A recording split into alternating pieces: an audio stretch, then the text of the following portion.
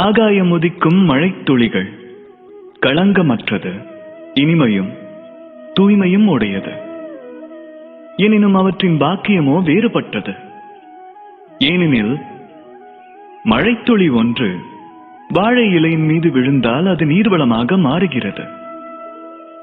இயற்கை அழகை பெருக்குகின்றது, தாகத்தை தணிக்கின்றது. சிப்பிக்குள் விழும் மழைத்துளியானது முத்தாக உருப்பெறுகின்றது.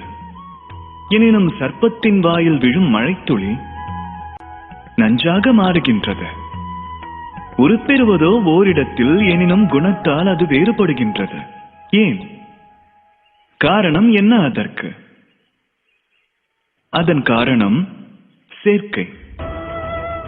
சேர்க்கையின் தாக்கம் பெரும் வல்லமை கொண்டதாகும். அது தம்மை விண்ணளவிற்கும் உயர்த்தலாம், இல்லையேல் தம்மை பாதாளத்திலும் வீழச் செய்யலாம். எனினும் தாம் சேருமிடம் குறித்தும் பாக்கியம் குறித்தும் எந்த மழைத்துளியினாலும் நிர்ணயிக்க இயலாது.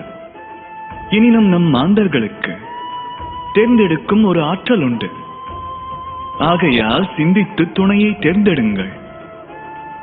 அதை நிர்ணயிக்கும் நாமே அதனால் வரும் விளைவுகளையும் எதிர்கொள்ள நேரிடும். ராதா. அகங்காரம்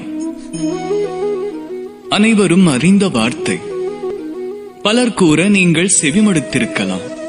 அன்னவர் அகங்காரம் கொண்டவர் என, தன் ஆற்றல் மீது அகங்காரம் உள்ளவர் என, தன் தோற்ற அழகினால் அகங்காரமானவர் என, செல்வ வளத்தைக் கொண்டு அகங்காரம் உடையவர் என அநேக விமர்சனங்கள் உண்டு. ஆனால் இந்த அகங்காரம் ஒருவரை எவ்வாறு ஆக்கிரமிக்கின்றது? எனது இந்த கருத்தை காணுங்கள். இக்கரத்தினது 5 விரல்களும் உயர்ந்து நின்றால் அது ஆசி. இதே கரத்தின் 5 விரல்களும் ஒரே சமயத்தில் மூடப்பட்டால் அது ஆற்றல். அது சங்கடங்களை எதிர்கொள்ளும். எனினும் தனித்திருக்கும் இந்த ஒரு விரல் சங்கடங்கள் அனைத்திற்கும் காரணமாகலாம். இந்த ஒரே ஒரு விரலானது சத்துருக்களை உருவாக்கக்கூடியது. அகங்காரம் எனும் வார்த்தை எங்கிருந்து வந்தது? அகத்தில் ஆணவம் நிறைவதால் உருவாகிறது அந்த அகங்காரம். ஆணவம் ஒருவர் தனது சுற்றத்தார் மற்றும் உற்றாரை காட்டிலும், தனது நண்பர்கள் உறவினர்களை காட்டிலும் தன்னையே உயர்ந்தவனாக கருதுவதாகும்.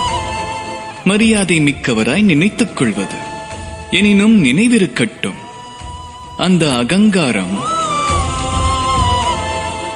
ஒரு நபரின் சுய அடையாளத்தை அழிக்க வைக்கும் முதல் படி. ஆக பின்தள்ளுங்கள் அகங்கார விஷத்தை, அரவணையுங்கள் நாமேனும் நல்லுணர்வில். அதுவே தமக்கு சந்துஷ்டி அளிக்கும். அது அளிக்கும் பேரன்போடு கூறுங்கள், ராதா ராதா.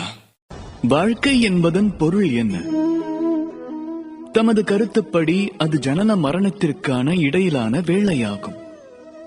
மரணம் என்பது எப்போது நிகழும்? சுவாசம் நிற்பதே மரணம் என கூறுவதா, அல்லது உடல் அசைவு இழப்பதா? இதில் எது மரணம்?